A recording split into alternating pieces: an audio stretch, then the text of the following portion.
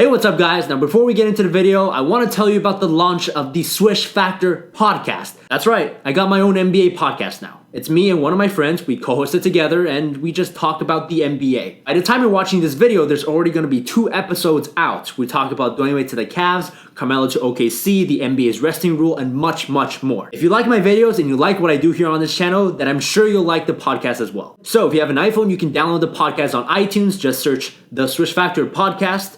If you have an Android, don't worry, I remember, I didn't forget about you guys. If you have an Android, the podcast is also on Google Play Music, so you can just search Swish Factor on there to get the podcast. Of course, the links will also be in the description down below. Now, without further ado, let's get into today's video. While the Philadelphia 76ers are still a couple years away from contending, there's no doubting the potential that they have if their young stars develop. And having talked to many Sixers fans, there's a pretty good vibe surrounding the fan base and their hopes for this team. The team's bright future will hopefully one day mask over the dark times that were the last 4 years of constant losing. But unfortunately, even if this all works out, even if the Sixers eventually win the championship with this young core, there will be one man who will deserve the bulk of the credit, but unfortunately will be long forgotten. That man is Sam Hinkie. And today I'm here to talk about his radical approach to the NBA and how he sacrificed his reputation to do what was best for the franchise.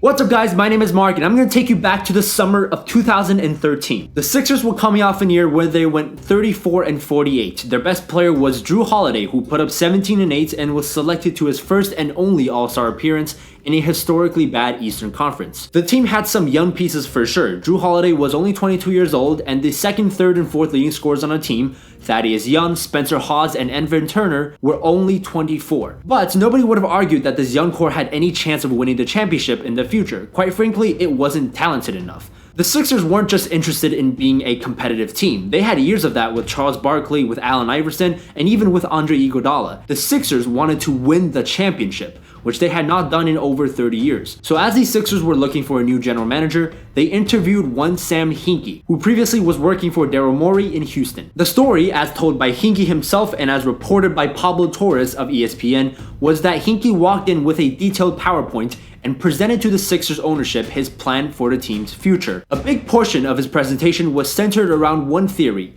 and that's that the most important part of winning an NBA championship is having superstar players. Now, you might hear that and go, well, duh, of course. But let me explain that in detail and why it's important. On an abstract level, more than 90% of NBA championship teams had a top 10 player, and quite often they had 2 top 10 players. You can just go through the 70 or so championship teams in NBA history, go year by year, and you'll see for yourself. Now, are there exceptions?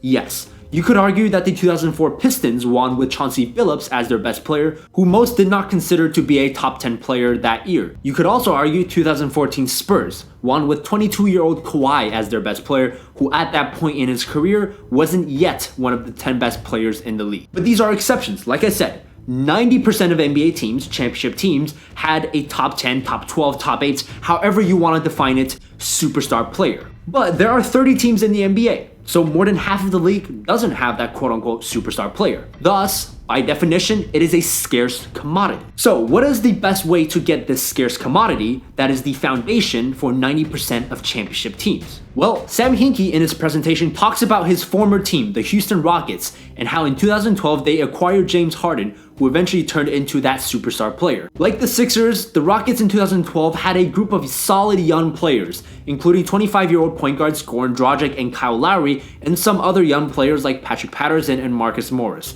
And while Dragic and Lowry have both gone on to become very good players in their own right, it was pretty clear back in 2012 that neither had superstar top 10 potential. So Daryl Morey, who was Sam Hinkie's boss, decided to overhaul the team, trade away those players in exchange for assets consisting of younger players or future draft picks. Eventually, when the Thunder couldn't negotiate a contract extension with James Harden, there was an opportunity to acquire a superstar talent. And thus, the Rockets jumped in with all the assets that they'd already accumulated and were able to make the Thunder the best offer on the market. Now, the Rockets were pretty lucky because very rarely does a player with James Harden's level of talent ever become available in trade talks.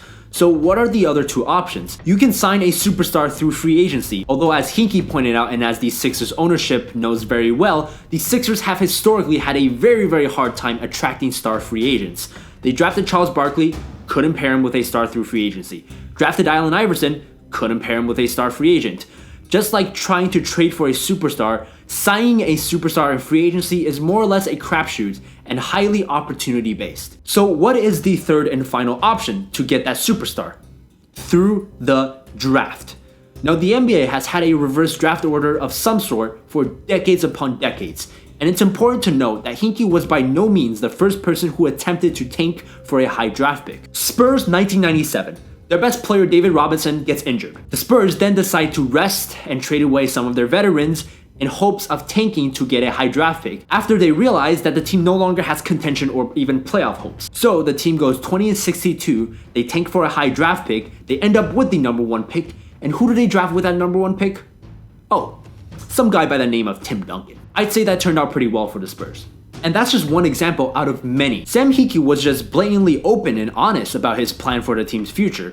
Sure, you could argue that it was bad for the league's reputation. After all, tanking is the ultimate form of anti-competition, and it's why the NBA eventually intervened and forced Sam Hinkie to resign. But here's the thing, we can have an endless debate on the ethics and morals of tanking, but here are two undeniable truths, undebatable truths, that I would like to point out. A. Tanking does not violate anything within the NBA rulebook. Sam Hinkie wasn't purposely getting his players and his coach Brett Brown to try to lose games. He just purposely avoided signing veteran contributors in hopes that the team will have a better chance at having a worse record. B. The Sixers did not hire Sam Hinkie to build a competitive team. They hired Sam Hinkie to win a championship. And because the way the NBA works, those two aren't always the same thing. You can have competitive teams that never have a shot at contention. For example, the Memphis Grizzlies for the past 5 or 6 years. You can have teams that are horrible for 4 or 5 years in a row until they draft a superstar player that vaults them into contention, such as the Cleveland Cavaliers, who were a horrible team from 1998 to 2003 until they lucked into a once-in-a-generation superstar talent. There's no saying what's right or wrong. In the end, some ownership groups care more about making money in the short term than doing whatever they can to have a better chance at a championship. You can be a profitable franchise in the NBA by just being a year-in, year-out playoff team. And if that was the Sixers' goal, then Sam Hinkie would have done things very differently. He would have kept Drew Holiday and the veterans, he would have overpaid for role players like every other team does in free agency, but Hinkie works for the Sixers owners, and they tasked him not with trying to build the most competitive team as soon as possible. They handed to him a roster filled with subpar young talent and bad veteran contracts, and tasked him with the job of turning this team into a championship contender as soon as possible. And Sam Hinkie, like most intelligent people would do in any field or any industry, looked back at history and studied the patterns of success. In his presentation, he detailed exactly what the team was going to do, that the team would be prioritizing acquiring assets over everything else, and that would likely mean that the team would be bad for at least 3 to 4 years. But they would be bad for a reason. It was a process towards an ultimate goal. The funny thing is, there are plenty of bad non-competitive teams in the NBA that don't actually want to be bad. And most of the time, they're stuck in mediocrity because that's the way the NBA is organized. And Sam Hinkie did his best to play along with the rules to give Philadelphia the best chance at building a contending team. This league is driven by its stars, its superstars, both on the court and off the court. And the collective bargaining agreement entails that when you draft a potential superstar in the lottery, you get to keep him for 4 years.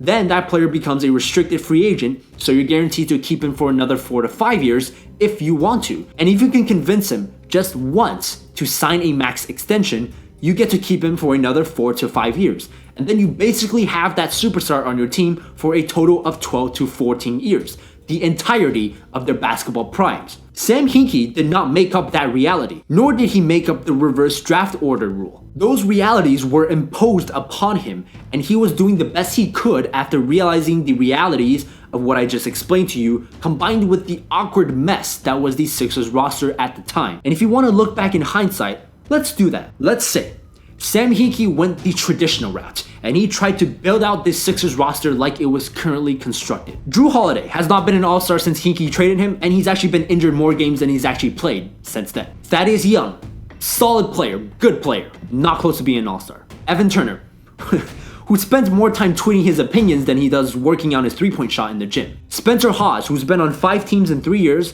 and who's basically one bad season away from playing in China. Or did you think that the Sixers were going to build their team around 27-year-old Nick Young? Would you rather have those players that I just listed, which were their top leading scorers from the season prior, or would you have this current Sixers roster? It's not even close. Was Hinkie perfect? Of course not. No GM is perfect. In hindsight, you can always look back and criticize someone's decisions, but Hinkie was given a job and an ultimate goal, so he did what rationally and analytically gave the team the best chance at achieving that ultimate goal. Yes, Sam Hinkie was an analytics guy by every definition of the word. And let me just educate those of you anti-analytical and irrational NBA fans for just a second, okay? Analytics is not some algorithm or formula that spits out exactly what you should do and what the future is gonna be. That's called a psychic. And that's a goddamn fairy tale. Analytics is using objective data and analyzing trends in history to produce a model that gives you the best chance to put your team in the best position to succeed at whatever it wants to accomplish. Notice how I said position, because in the NBA, there's a ton of randomness and luck involved, and there's a ton of things the general manager can't control. Injuries, for one. Look, even if the Sixers don't win the championship, Hinkie did his job well, which has put the team in the best position to succeed. And the Sixers ownership's definition of success was not to make the most money within the next 5 years. It was not to be as competitive as possible immediately. It was to win the championship, which is not always the top priority for every single NBA team. Unfortunately, Hinkie's strategy and thought process was simply too logical and perhaps too radical for people to accept. And the NBA league office had never encountered a situation quite like what happened, so they panicked and they intervened. One of my favorite quotes of all time is by Bruce Lee, who said, "People fear what they do not understand." I think that quote played a part in why Hinkie was ultimately fired. I think that quote explains why a lot of people have a distaste for analytics. I think that quote explains why people tend to naturally resist change, whether that be in sports, politics, life, society, whatever.